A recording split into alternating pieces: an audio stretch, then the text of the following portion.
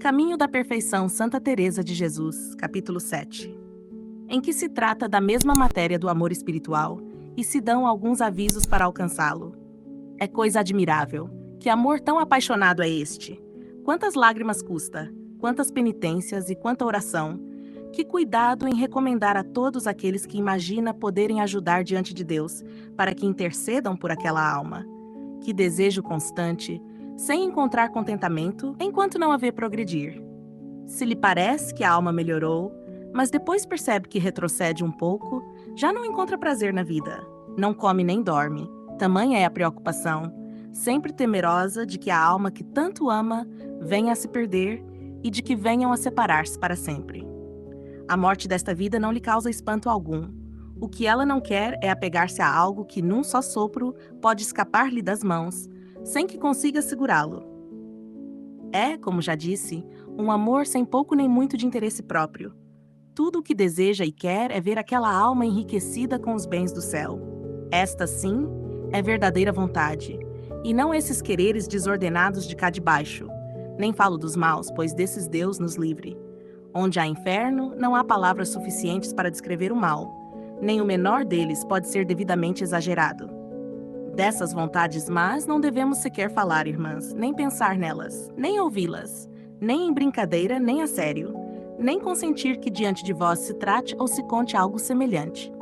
Para nada servem de bom e até ouvi-las pode causar dano. Falo antes dos afetos lícitos, como os que temos umas pelas outras, e como os que existem entre parentes e amigos. Toda a vontade, nesse caso, é que não morram. Se lhes dói a cabeça, parece que nos dói a alma. Se os vemos em dificuldades, não nos resta paciência alguma. Tudo se passa dessa maneira. Mas este outro amor não é assim. Ainda que, por fraqueza natural, se sinta algo de imediato, logo a razão considera se aquilo é para o bem daquela alma, se ela cresce mais em virtude e como leva os sofrimentos. Então, pede-se a Deus que lhe conceda paciência e que mereça nos trabalhos. Se vê que a alma tem essa paciência, nenhuma pena sente. Antes se alegra e se consola, embora preferisse sofrer ela mesma a ver o outro sofrer. Se todo o mérito e ganho do padecer pudesse transferir para ele, mas nunca para que a alma se perturbe ou se desassossegue. Torno a dizer que este amor se parece muito com aquele que nos teve o bom amador Jesus. Por isso aproveita tanto. Abraça todos os trabalhos para que os outros, sem trabalhar, se beneficiem deles. Assim, ganham muito aqueles que contam com tal amizade. Creiam que ou deixarão de tratar com amizade particular, ou, com a graça de Nosso Senhor, hão de caminhar pelo seu caminho. Vão para uma terra segura, como fez Santa Mônica com seu filho, Santo Agostinho. Não lhes permite o coração tratar com duplicidade, nem tolerar faltas quando veem que podem ser corrigidas. E com o grande desejo que têm de ver essas almas ricas, nem sequer se lembram de dizer isso explicitamente. Que caminhos tomam, então? Vivem descuidados de todo mundo. Não conseguem agir de outra forma. Não usam lisonjas, não dissimulam nada. Ou a pessoa se corrige ou se afasta da amizade, pois não o podem suportar. Nem isso deve ser suportado. Para um e para outro é guerra contínua. Andam esquecidos do mundo e não se preocupam em aparentar se servem ou não a Deus, porque fazem esse exame consigo mesmos. Com os amigos, isso não é possível. Nada se esconde, até os menores defeitos são percebidos. Carregam, portanto, uma cruz bem pesada. Ó almas felizes que são amadas por tais pessoas, feliz o dia em que as conheceram. Ó meu Senhor, não me faríeis esta mercê, que houvesse muitos que assim me amassem. Certamente, Senhor, eu preferiria muito mais isso do que ser amada por todos os reis e senhores do mundo. E com razão, pois estes procuram, por todos os meios, fazer-nos senhoras do próprio mundo, e que nada esteja sujeito a nós. Quando conhecerdes alguém assim, irmãs, que a madre, com toda a diligência possível, procure que trate convosco. Amai-os quanto puderdes, enquanto forem assim. Poucos devem existir, mas o Senhor quer que se reconheça quando alguém chega à perfeição. Logo vos dirão que isso não é necessário, que basta ter a Deus. Mas é um excelente meio para ter a Deus conviver com seus amigos. Sempre se obtém grande proveito disso, eu o sei por experiência. E depois do Senhor, Se não estou no inferno, é por causa de pessoas assim, que sempre pedi com grande afeto que me recomendassem a Deus, e eu mesma o procurava fazer. Mas voltemos ao que estávamos tratando. Este modo de amar é o que eu desejaria que tivéssemos entre nós. Ainda que no início não seja tão perfeito, o Senhor o aperfeiçoará. Comecemos pelos meios. Ainda que haja alguma ternura, não fará mal, desde que seja geral. É bom e necessário, às vezes, mostrar ternura na vontade, e até senti-la, e sofrer com os trabalhos e doenças das irmãs, ainda que sejam pequenos. Pois acontece, por vezes, que algo muito leve causa grande dor a uma pessoa, enquanto a outra suportaria um grande trabalho com facilidade. Há pessoas de temperamento naturalmente mais sensível, para as quais poucas coisas pesam muito. Se vós sois o contrário, não deixeis de ter compaixão. E não vos espanteis, talvez o demônio tenha ali empregado mais força para que sentisseis intensamente aquelas dores e trabalhos do que em coisas maiores. E talvez nosso Senhor queira reservar-nos dessas penas agora para concedê-las em outras ocasiões. E aquilo que para nós é grave, ainda que o seja de fato, para outra pessoa será leve. Assim, não julguemos estas coisas por nós mesmas, nem nos consideremos apenas no tempo presente, em que, talvez sem trabalho nosso, o Senhor nos fez mais fortes. Consideremo-nos antes, no tempo em que estivemos mais fracas. Vede quão importante é este aviso para sabermos compadecer-nos dos trabalhos do próximo, por menores que sejam, especialmente das almas de que já falamos. Pois estas, como desejam os sofrimentos, tudo lhes parece pouco. Por isso é muito necessário ter o cuidado de olhar para o tempo em que éramos fracas e reconhecer que, se agora não o somos, isso não vem de nós. De outro modo, por aqui, o demônio poderia ir esfriando a caridade para com o próximo e fazer-nos entender como perfeição aquilo que, na verdade, é falta.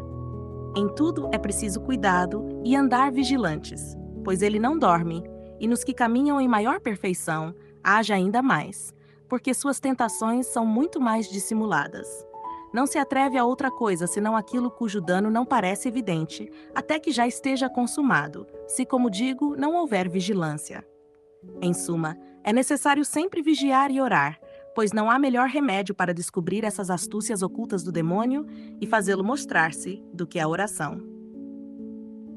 Procurai também alegrar-vos com as irmãs quando tem recreação necessária e no tempo determinado para isso, ainda que não seja do vosso agrado, pois se isso é feito com discernimento, tudo é amor perfeito.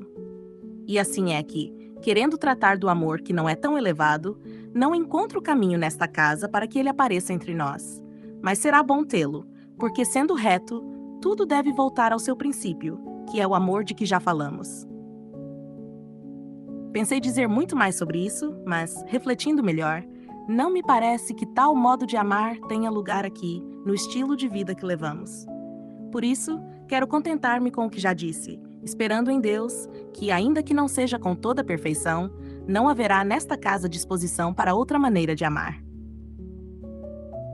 Portanto, é muito bom que umas tenham compaixão das necessidades das outras, atentas para que isso não se faça com falta de discrição ou contra a obediência. Ainda que algo vos pareça áspero interiormente no que a prelada ordenar, não o mostreis nem o deis a entender a ninguém, a não ser a própria prioresa, e isso com humildade. Caso contrário, causareis grande dano. Sabei discernir quais coisas devem ser sentidas e quais pedem compaixão pelas irmãs. Senti muito qualquer falta notória que perceberdes em uma irmã, pois é aí que se mostra e se exercita bem o amor, em saber suportá-la e não se escandalizar com ela. Assim também farão as outras com as faltas que vós tiverdes, e certamente serão muitas, inclusive daquelas que não percebeis. Encomendai-a muito a Deus e procurai exercer com grande perfeição a virtude contrária à falta que vos parece ver na outra. Esforçai-vos nisso, para que a ensineis com obras aquilo que talvez ela não entenderá nem aproveitará com palavras ou castigos. E isso de imitar o que se vê resplandecer de virtude em outra contagia profundamente. Este é um bom aviso, não o esqueçais. Oh, que bom e verdadeiro amor será o da irmã, que pode aproveitar a todas, deixando seu próprio proveito pelo das outras, que avança muito em todas as virtudes e guarda com grande perfeição sua regra. Esta será a melhor amizade, do que todas as ternuras que se possam dizer. Essas expressões, minha vida, minha alma, meu bem, e outras semelhantes, que a umas se dizem e a outras não, não se usam nem se devem usar nesta casa. Essas palavras afetuosas guardai-as para o vosso esposo, com quem haveis de estar tanto tempo e tão a sós, que de tudo vos será necessário tirar proveito, pois sua majestade o permite. Aqui, usadas com frequência, não comovem tanto o Senhor, e sem isso não há para quê. Isso é muito próprio das mulheres, e eu não desejaria, filhas minhas, que o fosseis em coisa alguma, nem sequer o parecesseis, mas sim varões fortes. Pois se elas fazem o que está ao seu alcance, o Senhor as tornará tão varones que espantarão os homens. E quão fácil é isso para Sua Majestade, que nos fez do nada. É também grande sinal de amor procurar aliviar as irmãs de seus trabalhos e tomar para si os encargos dos ofícios da casa, bem como alegrar-se e louvar muito ao Senhor pelo crescimento que se vê em suas virtudes. Todas essas coisas, além do bem que trazem em si mesmas, ajudam muito a paz e a harmonia entre todas, como agora vemos por experiência pela bondade de Deus. Que Sua Majestade queira sempre levar isso adiante, pois seria coisa terrível que fosse o contrário, e muito duro de suportar, poucas e mal unidas. Não o permita Deus. Ou se perde todo o bem que o Senhor começou com suas próprias mãos, ou não haverá mal tão grande. Se por acaso uma palavrinha dita de impulso surgir, remedeie-se logo e faça-se muita oração.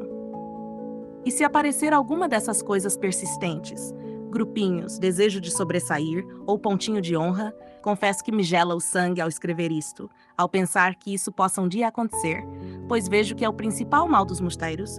Quando isso ocorrer, dai-vos por perdidas.